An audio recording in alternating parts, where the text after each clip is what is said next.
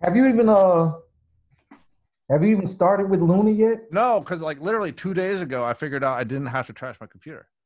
So I wasn't going to get all. I had to edit. Like I just finished it last week. I had to edit 2 films simultaneously. Plus, I like to like let the beta stuff shake out. Oh, that's fun. Oh, Dan, I am I'm telling you, missing out, huh? Dan. That's I just knew. I was like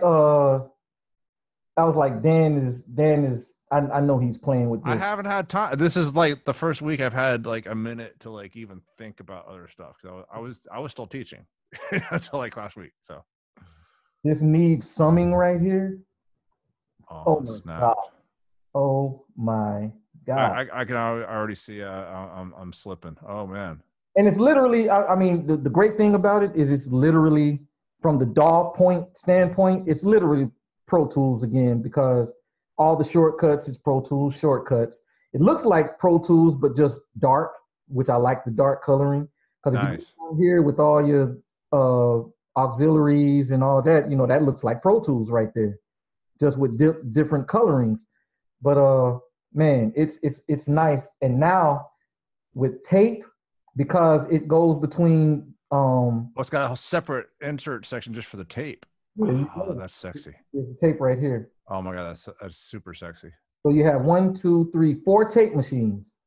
The Oxide tape machine, and then 3 if you own Stuart, which you have everything, so you would get it included with Luna. So, but you have 3 and it has an Ampex too, right? Or that's not on the track level. Ampex? Yeah, the 2-track Ampex. They put in the master. They don't have. You have to put the Ampex your plug-in version. I gotcha. Yeah, they don't have an extension for tape. Yeah, I got you. Yeah, so this is the special category. Yeah. Do you have the Sphere? Do you have the Townsend Sphere? Yeah, that's what I'm talking to you on. Oh, that's what I was going to show you this before we. I think that might be what I have to buy instead of that computer. And because you are on that vaunted Shure, I pulled the Shure up too. Nice. Yeah, but let's go through some stuff. Okay. There's that. 609. Oh. Hold on. Let's start it. Let's start it from the large condensers. Okay. Oh my God. There you go. And this is just one of the lockers. There's 2 more. There's a Bill Putman locker and there's a Ocean Way locker. And this is the regular Townsend Labs locker. Oh yeah, I have to get this. 87, 251, Telefunken. There's the Sony C800. I love that one. Oh my God. That's like a $9,000 mic. Yeah. Oh yeah. AKGs. Man, it's sweet, man. It's look, dude. The RCA ribbon, man. Look at that. Shure 57, and there's the SM7B. Wow. So that's put this back on there. Yeah, that's that's just one of the lockers, because the Bill Putman locker, all the mics are modeled after his personal mics. And for some reason his 800 sounds like, man, really, it's his 800. So whatever he had his mods his is modded, whatever he did to his, oh man, it sounds great.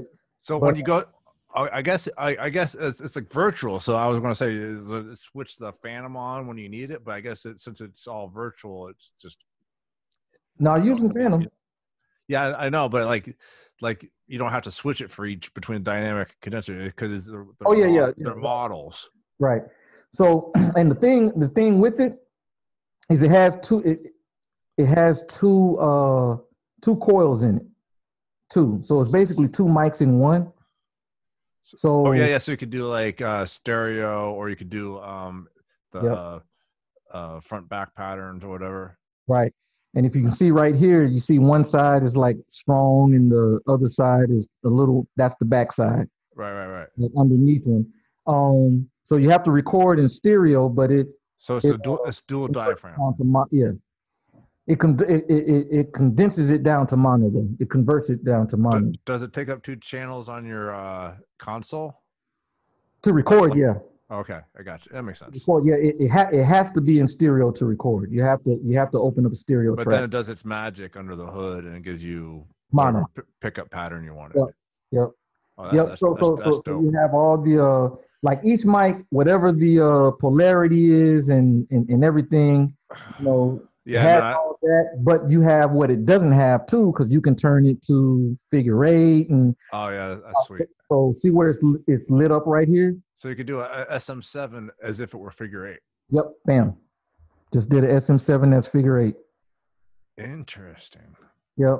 So it lights up what the mic actually does. So with the filter, you know, there's 3 filter points on the SM7 B. So but if you go to, say, let's go to the 800. Let's go to the 800. So it's cardioid and omni. But now I just made the Sony figure 8. Interesting.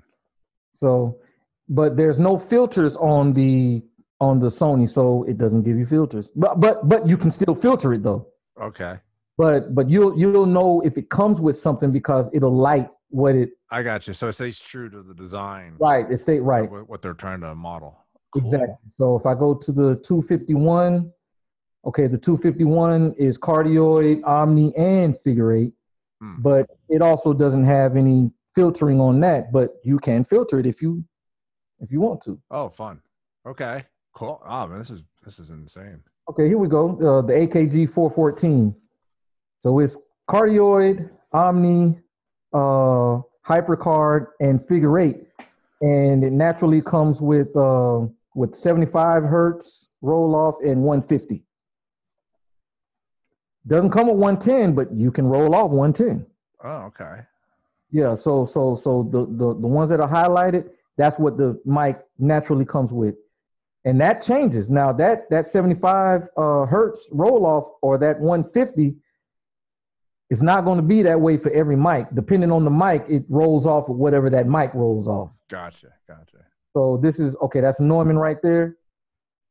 High pass, it just says high pass filter like it does on the Neumann. High pass filter, pad, and high pass filter plus pad. And you know that by when you click the things on the Neumann, it goes through that stuff. So. Right. Oh, yeah, yeah. No, I gotta get busy with this. Yeah, I wanted to show you that. I was like, yeah. You know, I've been messing up.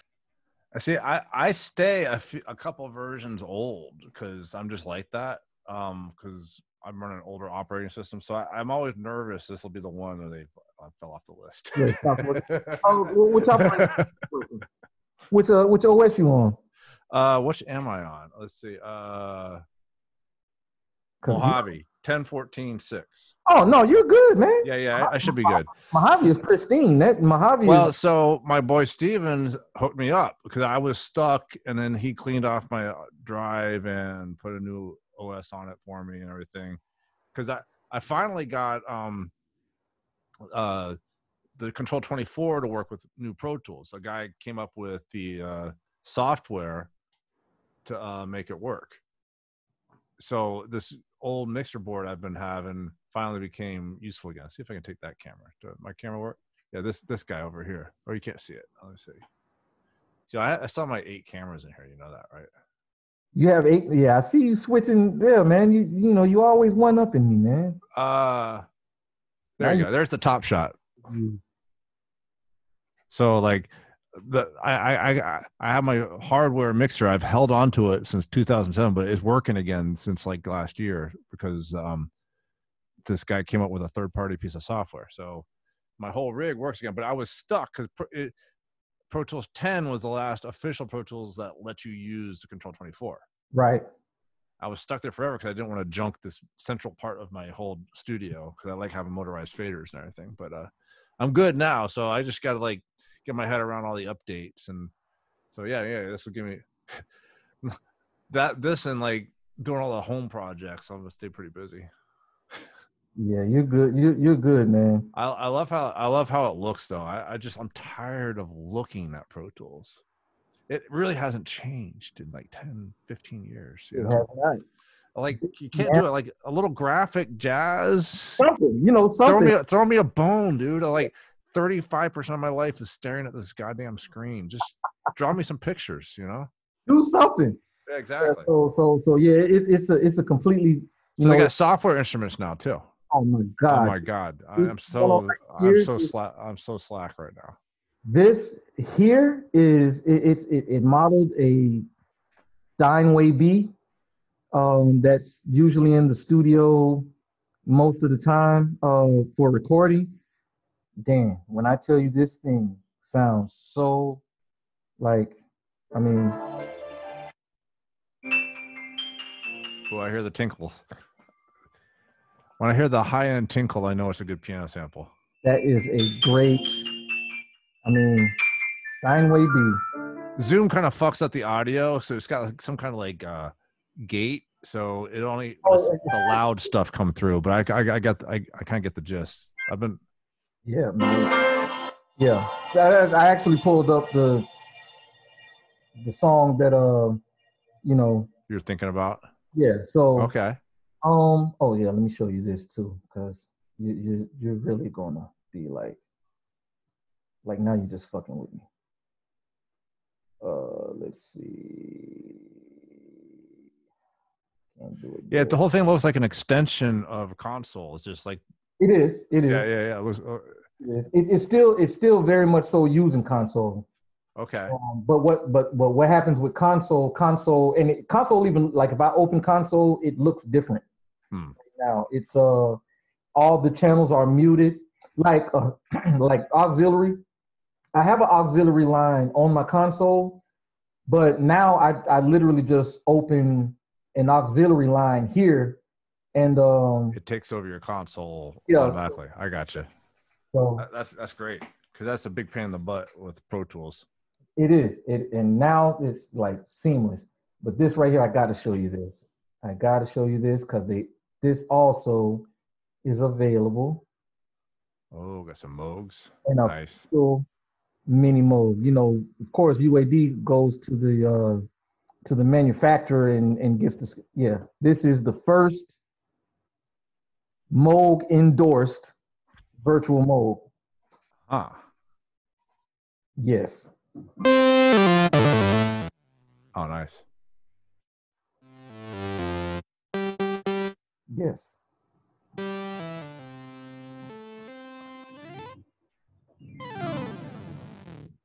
Oh, that's fun. That's fun stuff.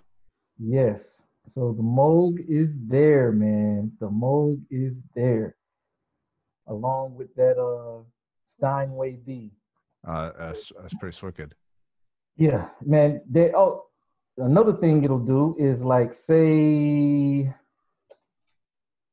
you have, you know, a group, you know, these guys as a group. Okay. I can click all of them, hit Shift Command B, and to make a bus for that group. And right here you can say Neve. Do you want the Neve summing on it or not? Which okay. I go with the Neve summing. But when you with that group, when you put in, you know, say this is synths. Once you put that in there and hit create, it automatically buses those that you highlighted in that group to it already, so you don't have to go back and do like the IO window and all that crap. It's already done. Nice. It's already done for you. But if you hit Shift Command N, it'll take you over here, and you can go through it just like Pro Tools, where you hold Command and change stereo and all that. Okay. With your bus separate, you can go through the bus, you can go to audio and instrument. But Shift Command B takes you strictly to the bus, where you can automatically route the group that you just highlighted to that bus. Okay. So this thing, man, and it's made for guys like us. It's made for guys like, you know, that come from the musician world, you know, the musician producer world, mixed with the DAW world, the engineer thing, you know. Right. You know, guys like us, we have it's never been a good fit with Pro Tools. I forced myself to learn crap out of Pro Tools, and it's never felt good. Right. I give you that. And this right. Oh, and a great thing about this is like you're gonna go off when I show you this demonstration, but see, I'm only monitoring you. I don't even have record going, but when you're recording something and you take it and you stop monitoring or recording, it frees up your DSP power on your CPU through your CPU because it all goes away. So you won't hear me for a second, but I'm gonna show you this. Okay. Gone. Oh. And now it's back. Huh. So if you had you know, a chain of these, like these were all your vocal takes that you were doing. Right. Each time you go to another one, that setup will go to that, and then to that, and then to that. Wow. Yeah. Each setup will just move. But see, I recorded a live bass on this, so what I used on that bass will still be here. So if I go here, and it pulls up and that's the input with the unison. Oh, that's dope. That is cool. So it remembers the plugs and then it gets rid of them when you don't need them. It gets right. It remembers it remembers your setup and it gets rid of them when you don't need when you're not using. That is dope. Super. That's some great. That's why I've been anxious. I'm like, is Dan playing with it yet? Like I haven't heard it. Oh no, no, seriously. Okay. That's why I was, you know, I couldn't take it anymore. Like, Dan, Luna had like. Have you played with it yet? No, I haven't had a chance to. I don't know. Yeah, we're gonna get acquainted here. This will be good. Yes, and like I said, this the Neve summing,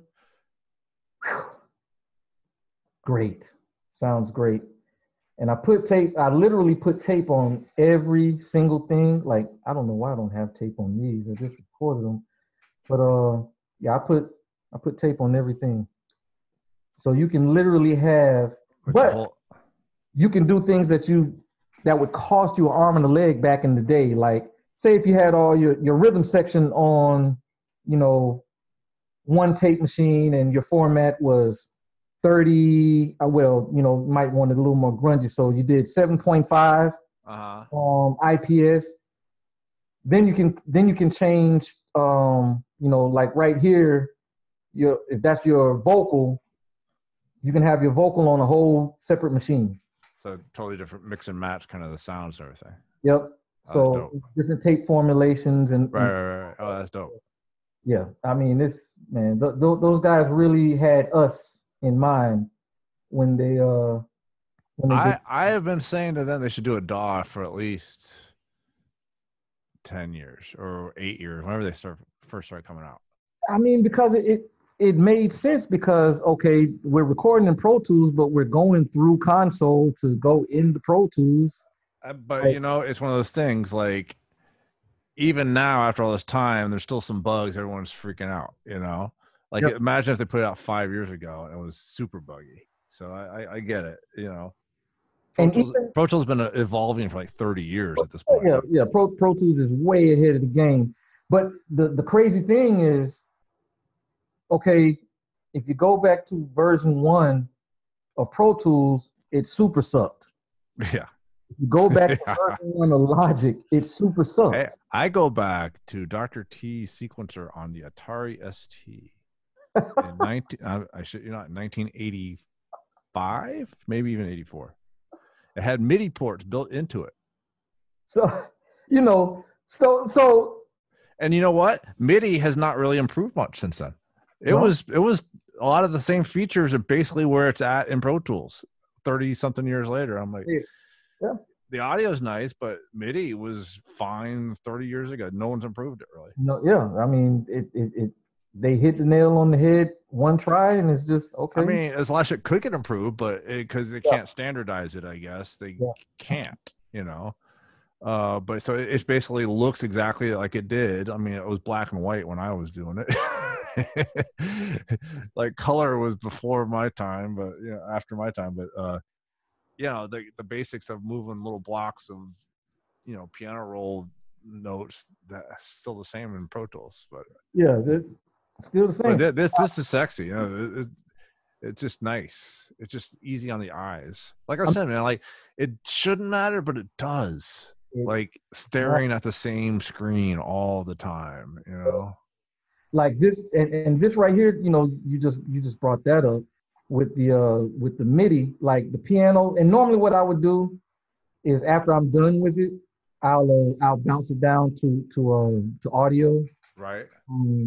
But I just started this, so I'm not done with it yet. So I still have it in MIDI form, but it's a lot easier on this than it is in Pro Tools to me to move your, if there's any notes that you want to move around.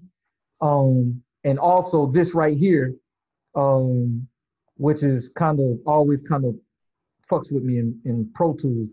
But if like this section right here, if I wanted to quantize in here, I would just go here. I have it set up to whatever the grid says, it'll quantize to that. And I'll just go here and quantize it. And it's good. It's just simpler. You don't have to dig around. Much simpler. Yeah, no, that makes that's awesome.